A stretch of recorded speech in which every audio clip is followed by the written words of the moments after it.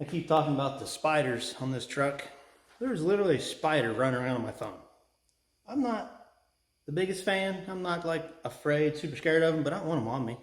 I definitely want them on the phone, but they're everywhere.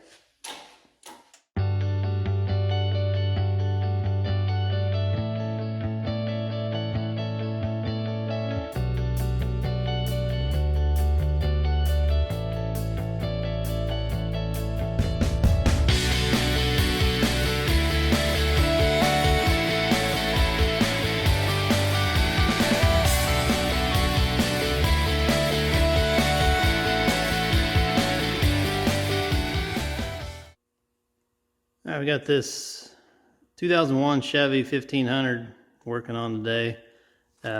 Actually, I bought this truck yesterday. It'd been setting for a couple of years, had a blown brake line and it set a while, and the owner fired it up to get it back on the road. Said it started knocking and the engine locked up in it. I believe it was the number 6 spark plug I took out, and that cylinder was full of gas. So I thought maybe it had just hydrolocked, but it still wouldn't turn over. Put a breaker bar on the crank bolt and couldn't get the brake loose. I don't know, maybe it bent a rod or spun a bearing or what happened. We'll get the motor pulled out and get it tore apart, see if it's something we want to fix, rebuild it, or just buy another, these 5.3s or, you know, what, $400 or $500 for a running one. So the truck's got a couple 100,000 miles on it. It's typical Midwest truck. You know, it's rusty. Frame's good. A lot of these trucks, the frame goes bad right there around the cab and box. They'll actually break in half right there.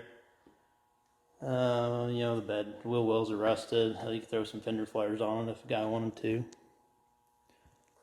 But it's in pretty good shape. Interior's really clean. You know, it's just this guy's daily driver. So he, you know, kept it in decent shape.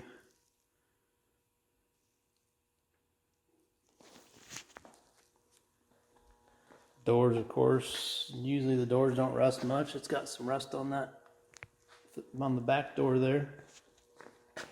Look at that guy.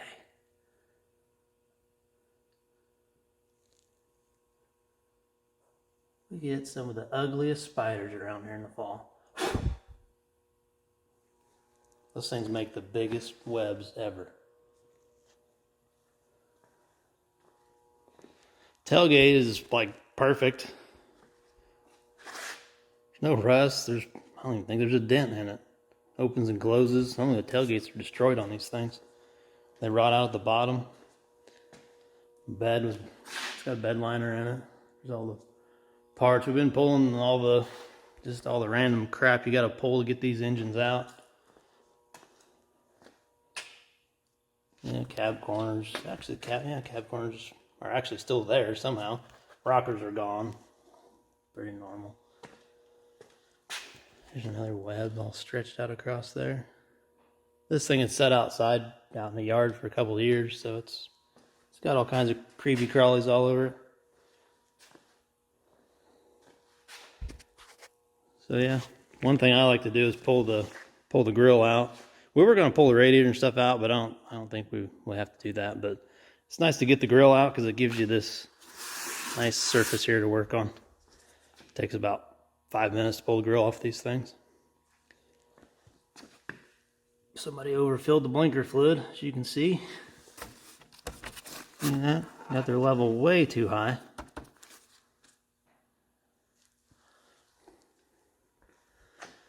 So yeah, we got pretty much everything unbolted. We got unbolt, unwired. Got the motor mount on the passenger side to unbolt.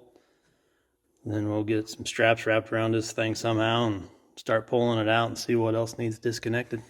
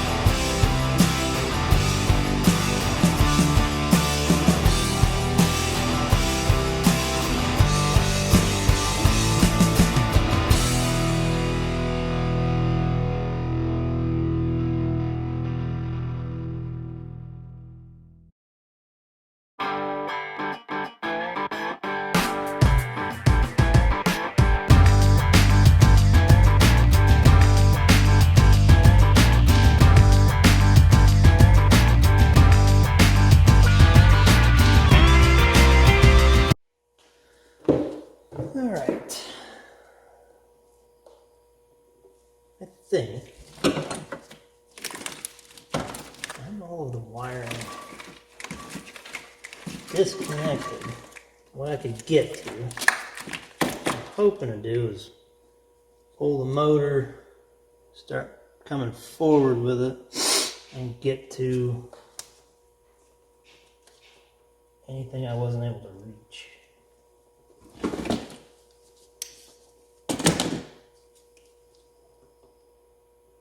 And I think I'm just going to wrap chain around the exhaust manifolds and just pull it on up out of there. I'm not taking the intake off or any of that.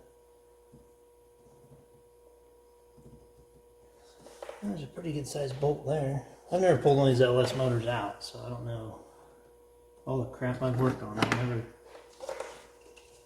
pulled one of these.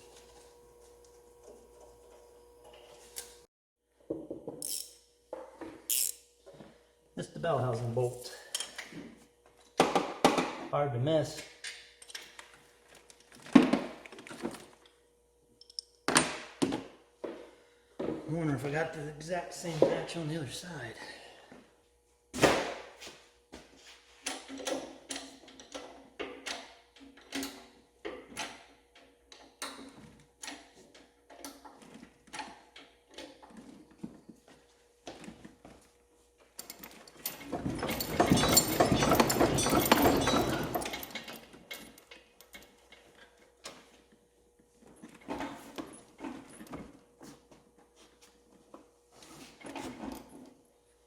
Guessing I still have a bolt somewhere.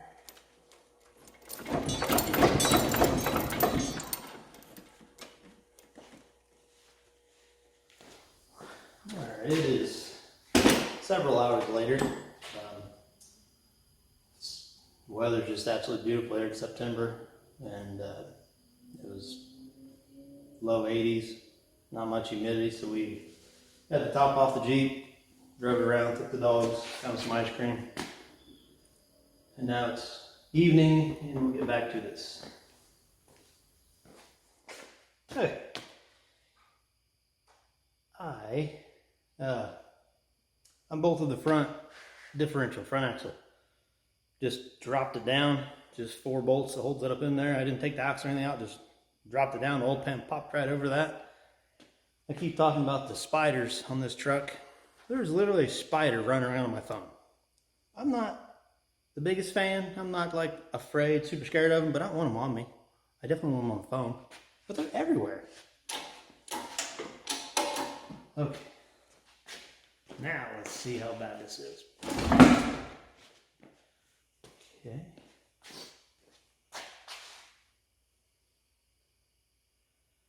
Okay, we are out of the transmission.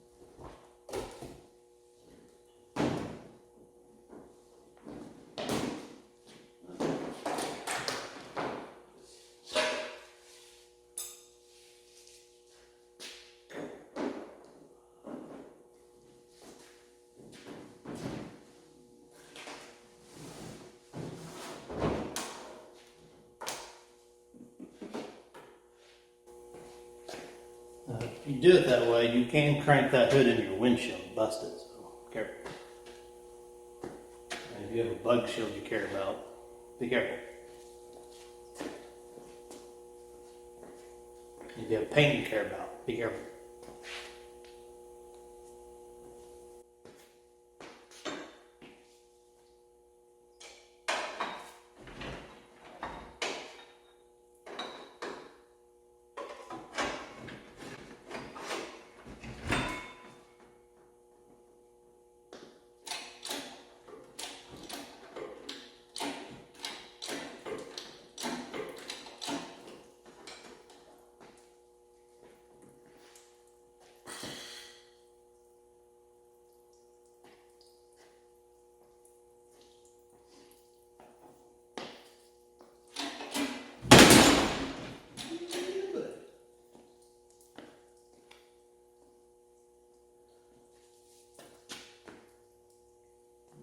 Sensors in there.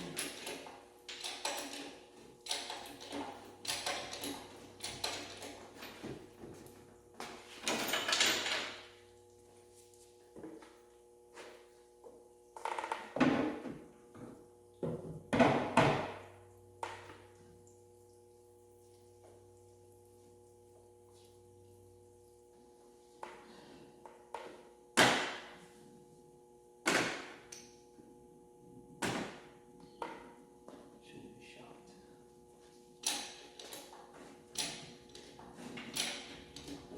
Okay, this is where it's going to get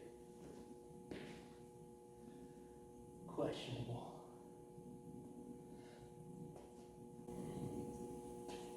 So the motor's locked up, so I couldn't get the torque converter off.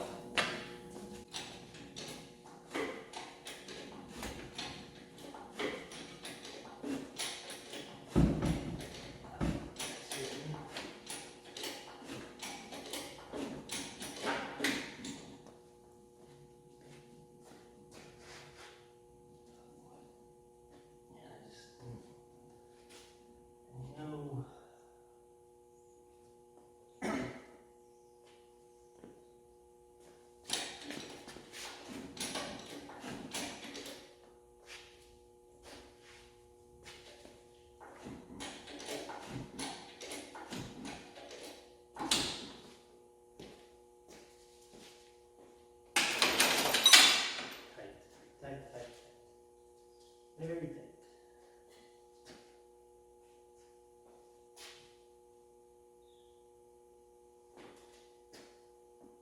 I'm not into the tightest spot yet.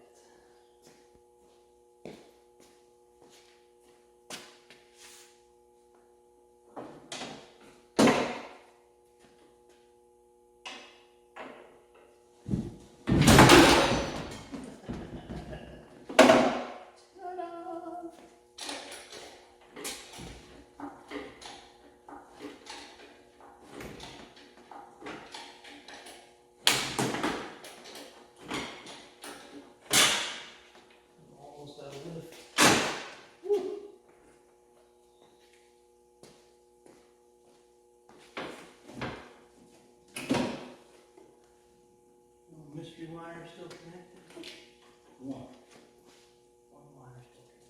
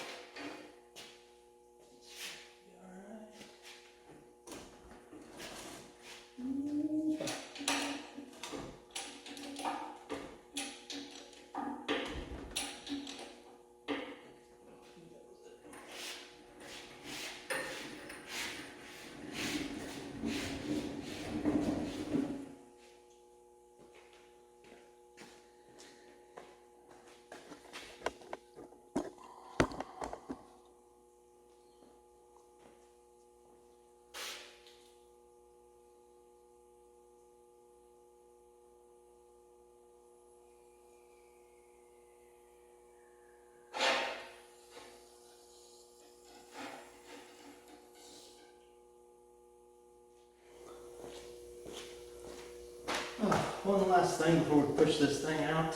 I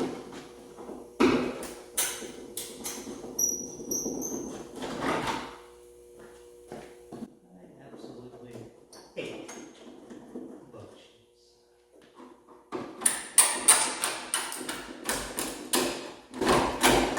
Maybe on your Peterbilt or your Kenworth. Look at that. See all that? It's just ruining the hood. It's that hard to wash your windshield. Oh, it broke into 2 pieces. Bummer. Look at that.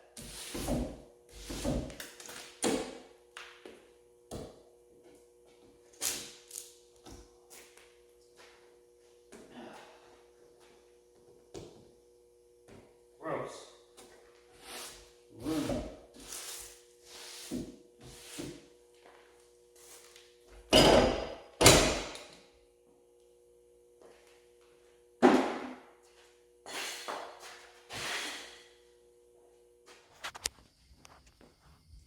All right, got this 5.3 out of the '01 Chevy truck. The one's locked up. It's got some pretty good damage actually. Can go right here. Oh, Mr. Connecting Rod. And then down in there's the piston. So when I was pulling the windage tray off, found that.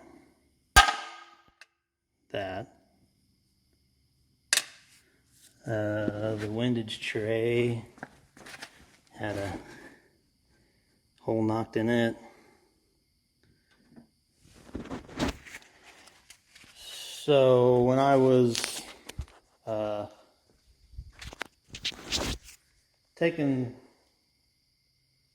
we were taking this one apart when it was still in the truck. I think this is either 6 or 3. I can't remember which is the odds and which is evens. That spark plug hole when I pulled the spark plug out, gas run out of that hole. So we kind of thought, well, maybe it was just hydrolocked and the engine would be okay. But apparently it had been started and ran.